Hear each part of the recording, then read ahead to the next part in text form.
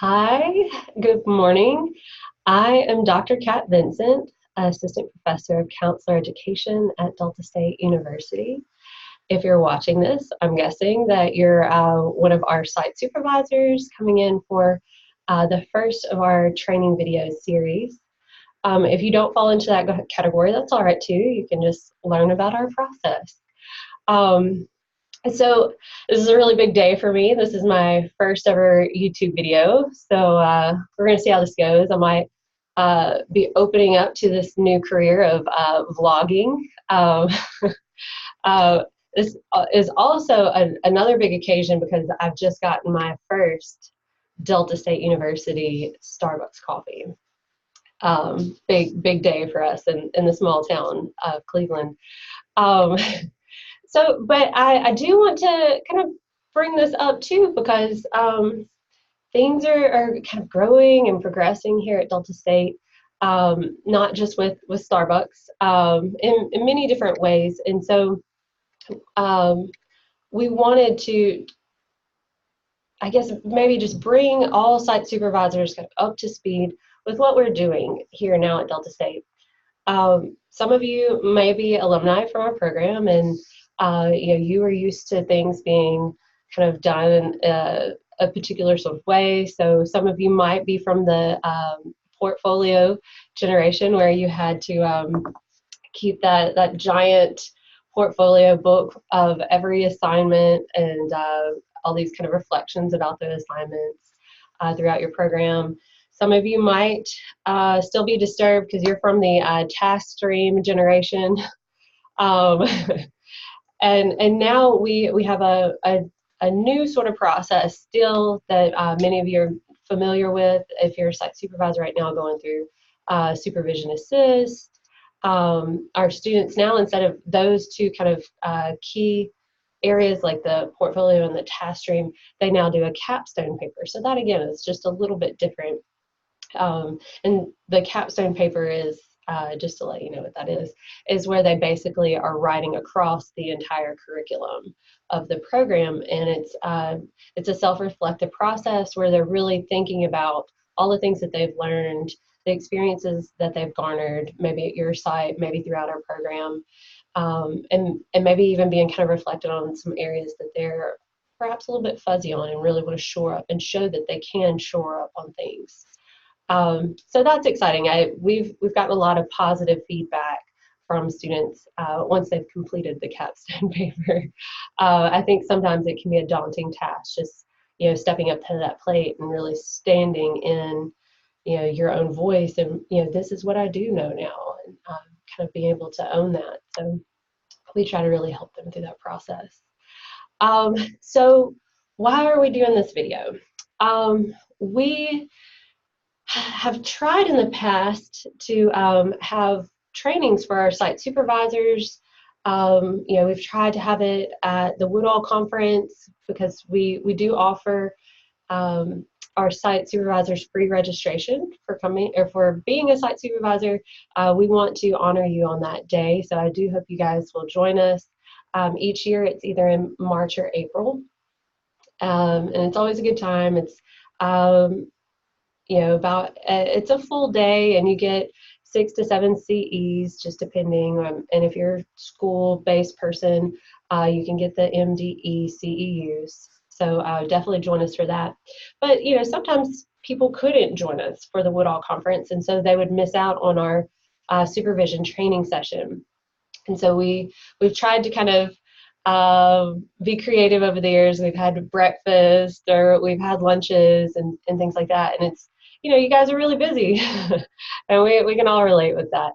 So we've decided to move into the 21st century and offer just a couple of trainings, that are easily accessible online for everyone. So we hope you'll enjoy this. So I am the first part of this series. I will be talking today, just kind of updating you guys on internship and practicum, our field experiences, and really kind of driving in on the what we're calling kind of like the internship plan and what that means and how that really helps communication, I think, between all parties.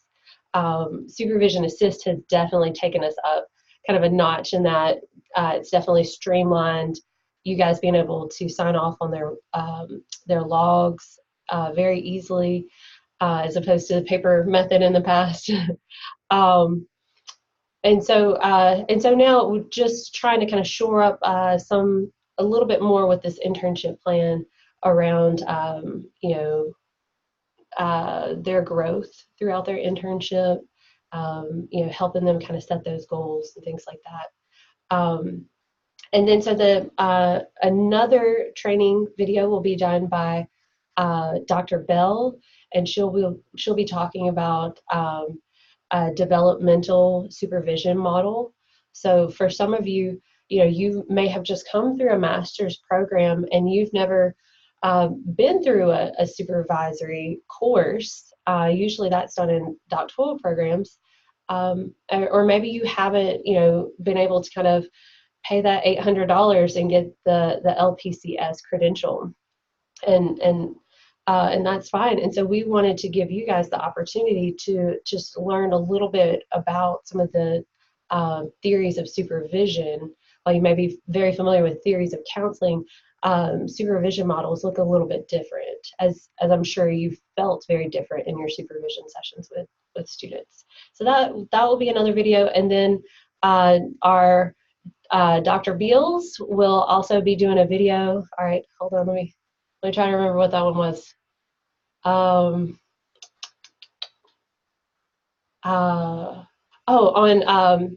another sort of supervisory process where you can basically work together after the student has sat in on a session and be able to do a very quick sort of recall of where the student was at, personally in the session. So I think you guys will look forward to that. Let me think if there's anything else. Okay, so I'm going to share my screen with y'all. All right, so just for a moment, since I'm just doing kind of a walkthrough, some of you guys may not have seen what our Canvas course shell looks like. And so we definitely have made some great advances in our technology on Canvas. Some of you may have come out of the Blackboard generation, I'm not sure. It's been a few years since we've had Blackboard, but we absolutely love Canvas. It's very user-friendly. It's an easy way for us to collect papers, and students have access to it from their phone. So if they ever have a question about when something is due, they can quickly look it up on their phone through an app or through the web page. So here is just kind of our home page, what it looks like, contact information. I wanted to show you guys our syllabus just briefly.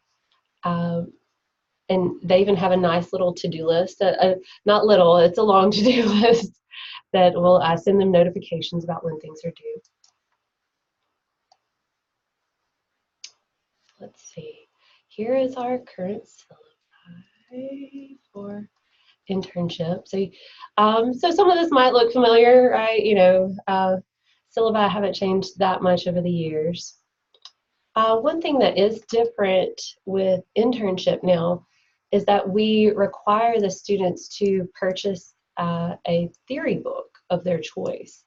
So let me back up. Oh, I don't have my practicum book with me. We now require them to have a book for practicum. I believe it's called Your Supervised Practicum and Intern Experience by Dr. Lori Russell Chapin. It's a fantastic book that just kind of helps them take everything that they've learned and bring it to that next level of thinking, of really being able to apply theory. And so then they come into internship and they're to purchase a theory book that is in line with their developing theoretical orientation. Maybe they already are interested in a couple of different theories, and that's fine too. But we really encourage them try to develop a bit more expertise and understanding, working knowledge of the theory that kind of stands out to them the most at this point in time. Some of them choose to align with their site. They know that their site uses CBT or something of that nature, SFBT, and they'll actually want to just purchase books so that they can learn more and operate better on their sites, which is fine. So I wanted to give you that sort of heads up. We still have them select either the Erfurt or Rosenthal books to prepare for the CPCE. The CPC is their comps. They have to take it usually within about a month of school starting, and that's so they can get the results back. And if they need to retake it, they can, which is very important for those that are trying to graduate at the end of the semester. Okay, these are beautiful program learning outcomes. You may have actually already seen them previously. I'm just going to scroll down. We have so many objectives, wonderful objectives. All right, so these are our major course activities now. Years ago, whenever I took on this class, this used to just kind of be a list. And I think it almost, because it was condensed into just like one list that was this big, it maybe didn't seem so overwhelming. But now, following kind of the template of our school, and it is valuable to have this verbiage here, the list has gotten rather long with all of the descriptions in here. So sometimes I think it can be a bit daunting for our students. But and this is what we're going to talk about today, is specifically this internship plan, and helping y'all to see what exactly we're looking for with that. But again, I just wanted to let y'all see some of these things. You're probably already familiar with the importance of having you guys' profile completed in Supervision Assist.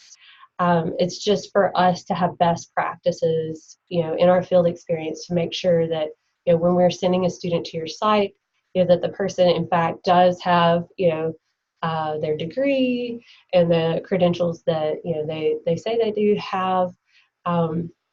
So we can all just, kind of be rest assured everybody's on the same page with all of that.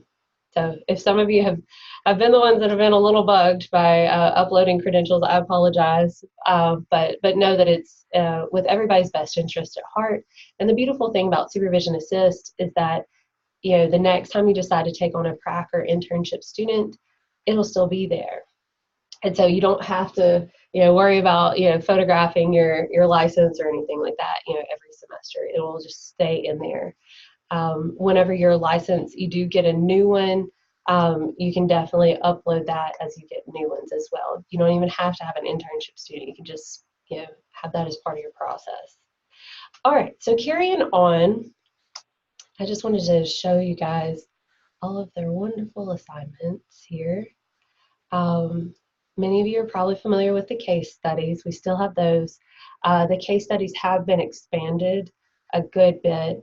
And for good reason, and it's to really help the students not just kind of remain in a pathologizing sort of place, but also really bringing in the whole context of the person. So we've expanded a section to talk about kind of the social context along with the family history, how valuable that can be.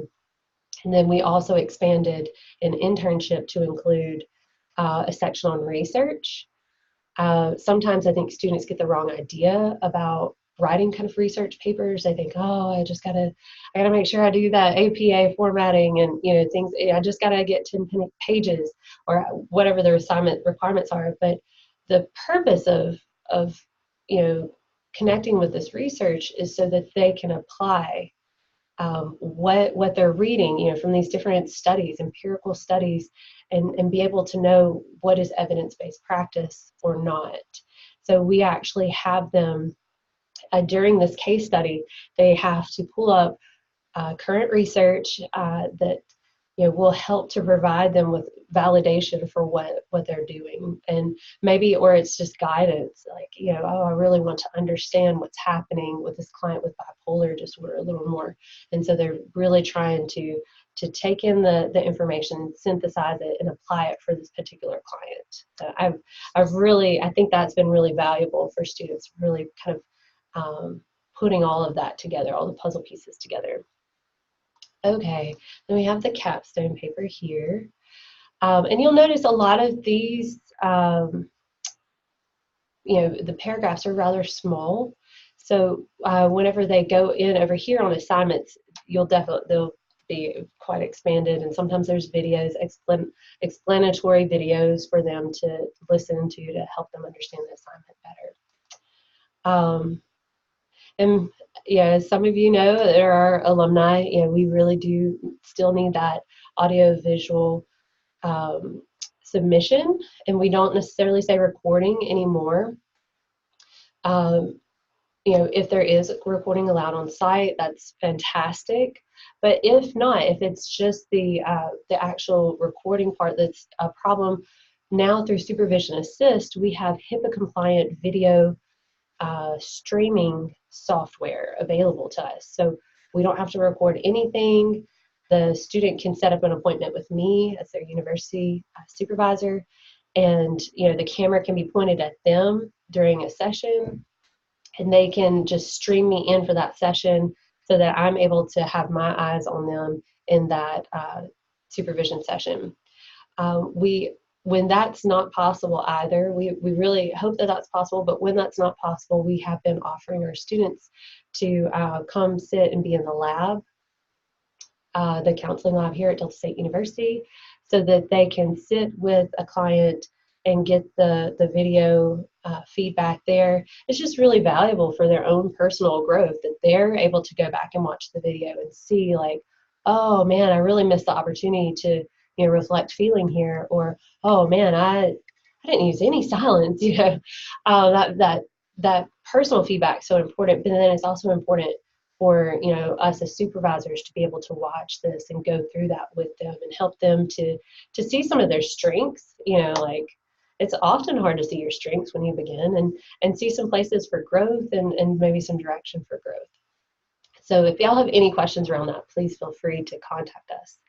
We'd be more than happy to kind of walk through that with you. And then at the end of the semester, you all will complete evaluations. They complete evaluations of themselves, and you guys complete evaluations of them. And at the middle of the semester, we as a faculty complete evaluations. So lots of evaluating and lots of discussions around all of those things. Okay, so I'll move over into the assignments, get to the meat of things here. So just so you guys, I'm going to show you the internship plan, but just so you can kind of see what this looks like. So this is like the capstone paper. I love that in Canvas, you can kind of attach these documents here.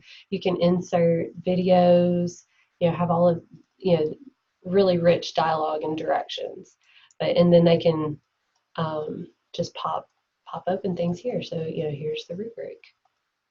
It's so nice and accessible, and if they want to download it, they can just click on it and then have it on their computer. All right, so I'll go back to assignments now. Here's the internship plan. All right, might have to make myself a little smaller. Okay, so this is something that Dr. Beals has been doing over the years, and something that we decided to make more formal and more integrated in the beginning of internship. Essentially, we as I said before, we want to improve communication between the sites and the interns and the university supervisor. We just want us all to kind of be in accord and have an understanding of how this person is going to progress throughout the semester. So we have encouraged them, as it says in the directions here, to sit with you guys and to agree on the following items. Of course, they can go ahead and start writing up this plan before they sit with you, and then as they sit with you, kind of adapting it or working through the rest of it together. So the very first point here is talking about the number of hours to complete during the semester. So we have some students that do internship across 2 semesters. That's usually the case, is 2 semesters. But sometimes we have a student that's part-time and they might do their internship across 3 semesters. Sometimes we have students that, they're eager and they can commit to, full-time being at a site, and so they'll want to complete their internship in 1 semester. So that's kind of intense. But it's important to be on the same page from the beginning about how many hours they are looking to complete during the semester. And just so you guys know, our semesters are typically 17 weeks total, sometimes 16. But the semester, as you know, can include a Thanksgiving break or a fall break. It can include spring break, different sort of holidays like that. So the semester might actually be shorter. We typically try to have them have all of their internship paperwork completed before exam week, just so there is a little bit of wiggle room if maybe something isn't completed and we have exam week to kind of lean into. We've just found in the past that if we have it all due on exam week, they also have exams maybe in other classes and other things in their life going on, sure. But it sometimes gets really sticky there right at the end. It's just a high stress situation, and school's about to, close for the semester, and grades need to be, put in the system. So we now have moved to trying to really have everything put in a week before. So for example, for fall semester, that means that now exam week is kind of, taken off as far as logs, and so is Thanksgiving week. This semester we actually have a fall break also on top of Thanksgiving week, which is I think like a Thursday, Friday off. So we're already looking at, for sure 2 school weeks that, they don't have to be at school. And you can work that out with the student, if they want to work those weeks with you guys or not, whatever y'all both need. And so if y'all decide, we're not going to meet those weeks, then the student really needs to recalibrate and say, okay, so now I really have more like a 15-week semester. And then if maybe the first week of school, maybe they're not starting their site till the second week, so now we're down to 14 weeks. And so how many hours are they going to need across those 14 weeks, right? So you see how this can get very, very individualized and, needing a lot of discussion around it. So going back to the first bullet there, they should be able to tell you how many hours they need for direct contact that semester. Okay, so across all of internship, they'll need 600 hours. For practicum, they'll need 100 hours. In practicum, they need 40 hours of direct contact. So sitting in groups or individual with clients in individual sessions. Maybe in practicum, they're observing or shadowing you in session. That can count as their direct contact hour as well. So it's 40, 100 in practicum, and then in internship, it's 240 to 600. So 240 direct contact hours are needed. And they can definitely get more. It's not like a max or, sort of thing there. They can definitely get more than the 240. It's just a minimum that they have to get. And so say, for example, you're getting a student brand new in their second semester of internship. It's really important for you to know how many hours have they already collected in the previous semester, right? Or even if this is maybe your first time sitting with this student, they'll need to be on the same page. All right, so how many direct contact hours are you looking to try to get this semester, right? And then being able to kind of have a plan, considering like, all right, so how many sessions might that look like a week that they're going to need to have to meet this goal? Okay, and then for that next bullet there, if you completed hours last semester, have the totals from last semester listed as well. I hope that our students do a very clean job of this, and I try to go over this with them, but to say like, this is how many direct I have, how many indirect I have, and here's the total amount from last semester. And then this is the direct I'll need this semester, indirect I'll need, and total amount of hours I'll need, just so it's very clear, no questions around that. And y'all can kind of check in week to week, how the hours are looking in your one-on-one supervision session as well. Okay, so speaking of that, bullet number 2 is the targeted time for site supervision sessions. So you will meet for 1 hour each week.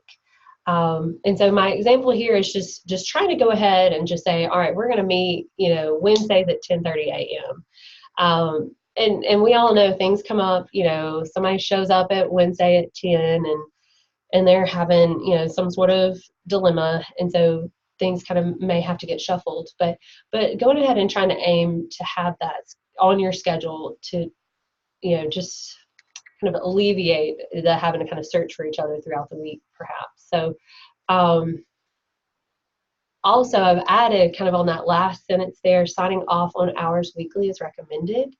I think that's just a good practice to incorporate into the supervision session. Maybe at the end of the session, y'all can kind of walk through the weekly log together on Supervision Assist. We just have, run into the past of maybe students maybe not being as detail oriented as we would like, and getting close to the end of the semester and kind of having that like, oh my, or maybe site supervisors have waited till the end of the semester and like, oh, I got to go through and check off on all of these logs. So I think it just provides better communication fluidly like throughout the semester. All right, so number 3, and this is kind of the big one. This is one of the main reasons I think that we decided to formalize this plan, is what specific skills, populations, theory, techniques, settings do you want to develop? So for our field experience student, helping them to really step into a place of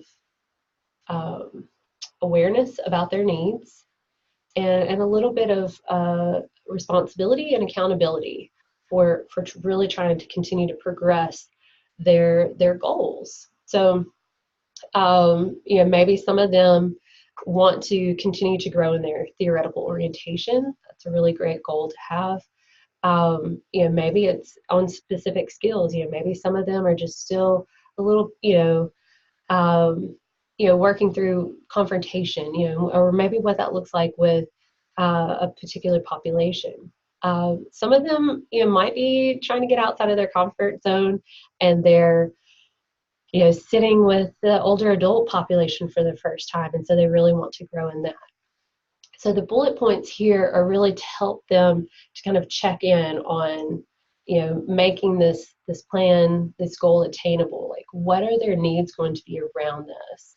And this is where you can come in and help them to shape this. Like, this is how we can help meet your goals in our supervision sessions, or with some of the tasks maybe you're asked to do. Maybe it's paperwork. Maybe it's a student that really wants to understand, your intake process or treatment planning.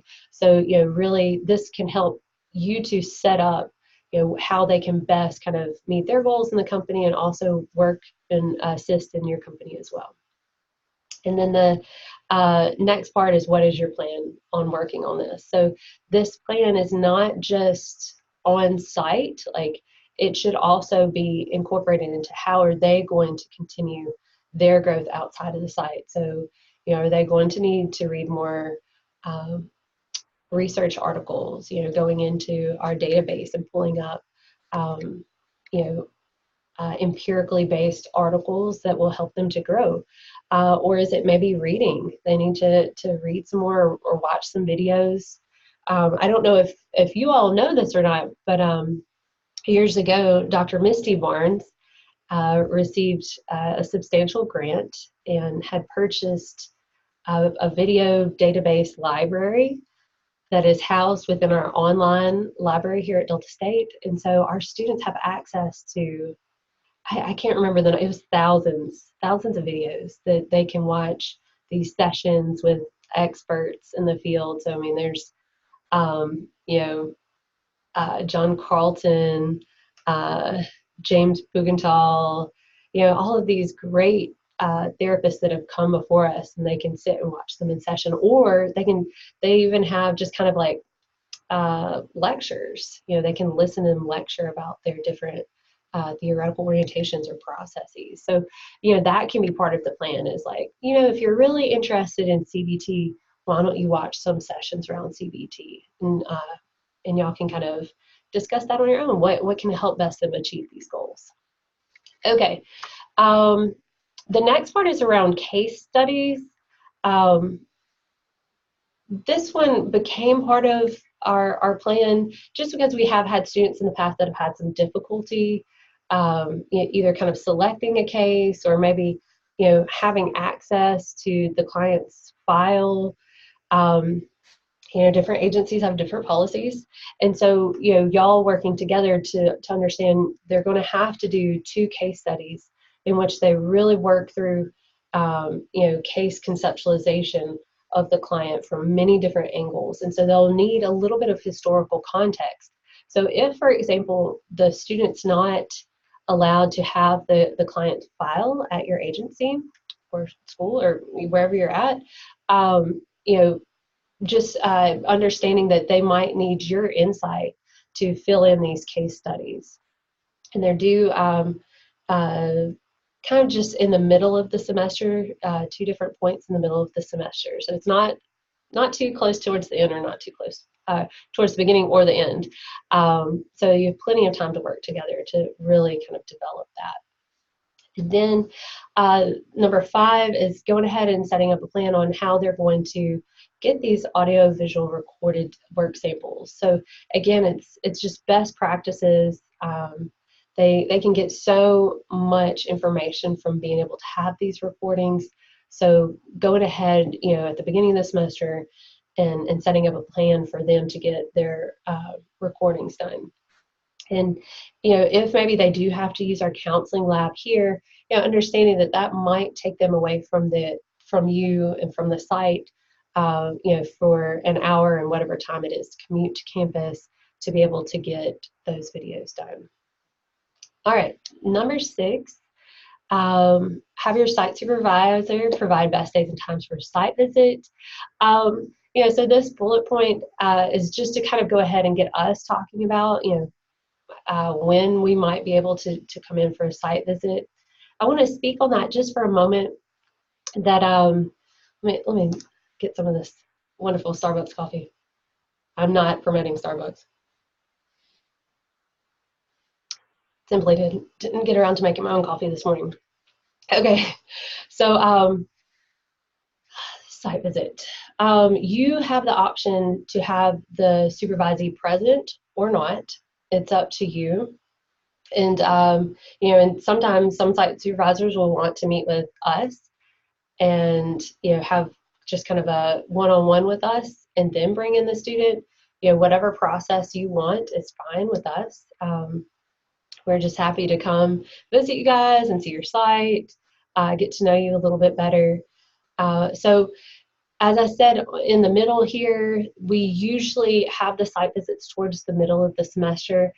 We try to aim towards early middle of the semester, but sometimes just, when things come up, if we have accreditation things or, conferences, or maybe you guys have conferences, sometimes it can be later in the semester, but we try to just be very proactive, kind of on top of it. So, so what that would look like is October or March. And then for the summertime, probably late June. And that's not a definite again, it's just what we aim for. And then on the last one, and this is one that we're going to grow a little bit more. If you know that you'll need to take time off from your site, please list the days and times. And so that's accountability for our students. That if they know they want to take off Thanksgiving week, okay, but just letting you guys be on the same page from the beginning of the semester is important. I think each semester I've learned so much from our students, and maybe this plan will continue to grow a bit so that we're covering more bases and having better communication. So something that's going to be added to bullet point number 7, since we're talking about absences and things like that, is going ahead and gaining the information of who is the backup supervisor. if perhaps you have to be out for some time, right? Things happen, you get sick, or, somebody else might get sick, or you might need a vacation, right? And so who will they report to basically whenever you're out? And the preference would be, obviously somebody else who is a counselor, possibly. But, understandably, maybe you're the only counselor in the building. So, really trying to work through who they can get their hour of supervision with. If they can't get it with you that week, maybe, scheduling, letting the university supervisor know, and maybe we can do extra supervision, just making sure that our students are taken care of whenever you're needing to be away. And being clear about who that is. And then the next thing that we're going to add is the site supervisor's preference for if the student needs to be out for sickness or an emergency, right? Because maybe the student catches the flu or whatever, and how do you want them to contact you? Some people don't want to give out their cell phone. I definitely get that. So if it's via email, or if it's like, I do want to text, but don't text me before, 7 a.m., just helping the student have parameters, and helping everybody have good boundaries around, to contact, when to contact, how to contact. But the important thing is just having really good communication around that. So, another thought had come to mind, but another thing potentially that could be added, but maybe I'll come back to it. So as you can see, this is a low stakes assignment as far as point wise, but it's valuable. It's definitely very valuable. Since I have a few more minutes, I had thought that I might touch on what is my supervisory model. I know this isn't part of the internship plan, but I think just being exposed to some theories of supervision, different theories, is valuable. So as I said, Dr. Bell will talk about developmental models of supervision. So, with the developmental models, it sounds just like it. It is what it sounds like, that you'll really learn kind of about, being able to be discerning where your supervisee is at in their levels of development across several different skills or domains, which I'm a really big fan of that as well. So the model that I primarily use is called the discrimination model. Does not necessarily have the best name, but but I really like this model because it's quite simple. I don't feel like you need necessarily like just a load of training to comprehend it. And actually, just before I got started, I just was kind of pulling up different YouTube videos and whatnot. And I want to watch this one first. I watched just a few minutes of it, but I want to watch it all the way through, just to make sure it's valuable. I don't want to take up more of your time with something that's not valuable. So right here you can see the different areas kind of mapped out. So this is how simple the discrimination model is. So, and the reason why it's called the discrimination model is you're discriminating between what your student needs from you, as far as your role with the student, and as far as kind of the content of what y'all are working on. So being able to discern or discriminate about their needs in the moment.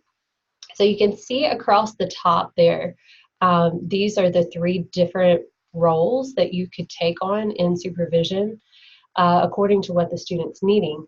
So in the teacher role, you're definitely stepping kind of maybe into more of a psychoeducational place, or maybe shoring up some questions that they have. Maybe you're noticing that they're not using a certain skill or technique, or maybe understanding theory fully, and so you step into that teaching role to help them understand it better. And then the next role is the counselor role. Again, I'm not so, like excited about the title of this role, but, because it can be misleading. It's not that we're going to be their counselor by any means, but it's helping them to understand that we are going to process what's happening intrapersonally for them. Whenever your client said this, like, kind of what was your response to that? Helping them to really fully develop as a whole counselor there. And then the last part is the consultant. And the consultant role is really more for whenever you have an advanced student, and maybe you're just more kind of answering questions and being that supportive system for them and helping them step into their own expertise. Okay, and then so on the left side over here, these are kind of the different areas that, the focus areas that you might cover in your supervision session. So the first one is around kind of interventions. So, really talking about their skills and their application of their theory. Maybe talking about interventions that they are using in session, or, brainstorming for what they can use, helping them to shore up. So you can see, I just love this chart here. So you can see what, discussing an intervention may look like, as far as if you need to step into the teaching role or the counselor role, or the consultant role. All right, so moving forward though, and then case conceptualization obviously is a big part of what we do, right? We really want them to understand how complex, the individual is, and all of these different factors that can be affecting their current presentation. And then the last area is personalization. And so in this area, they're really trying to kind of check in with their inner cues, and how, what's going on with them might be impacting the client, or, what's going on with the client may be impacting them. So it's to me, these three areas are simple enough for me to really kind of remember as I sit with each supervisee. So I actually use this model in pre-practicum. Let's see, for those of you who graduated a while ago, pre-practicum I think was called practicum. And so now we have pre-practicum is the counseling lab. Practicum is the 100-hour, and internship is the 600-hour. We tried to make sure that, we're following kind of the national norm, and having this similar sort of language. So our pre-practicum lab, they're seeing non-help seeking volunteer clients, kind of a mouthful. So basically, volunteers from general psychology classes and social work classes, that, they show up and they talk about things. Generation Z is quite open, but and then after they sit with the client, as they sit with the client, we're observing live from our offices, and then after the client leaves, we come around and we give them immediate face-to-face supervision, and they get to record that as well, and they get to see that later as well. So so I actually use the discrimination model as I sit with even just our pre-practicum students to, kind of first, depending on how the session went, and, I might use more of the personalization and kind of check in with them. Or I might start off with kind of more of the conceptualization area, which I think, helps me to understand how are they thinking about this client, which can then help kind of lead into talking about intervention, and their skills, since you believe this, is kind of going on with the client. So now how do we move forward, and really kind of applying these skills to meet the needs of this client. So yeah, I'll watch maybe a couple of videos, and I'll post them in the comments below, just in case any of y'all maybe are interested in the discrimination model. I'm certain Dr. Bell will have a lot of resources for you as well with the developmental models. So After you watch this video and your future training videos, I would like to invite you to go back to Supervision Assist, and we will have just sort of a brief sort of questionnaire for you to kind of talk about some of the things that you've taken in from these sessions. This is part of being able to get continuing education credit to be able to show, you know, I did watch these videos and this is what I took from it. So it's part of our new process and moving into that 21st century. And then we can send you one CE from that's NBCC approved. And through our, we are a provider for NBCC CE's contact hours. So I hope that this was really helpful. Please, I can't say this enough, you know, please feel free to be in contact with us at the university. Here, I'll even make myself bigger.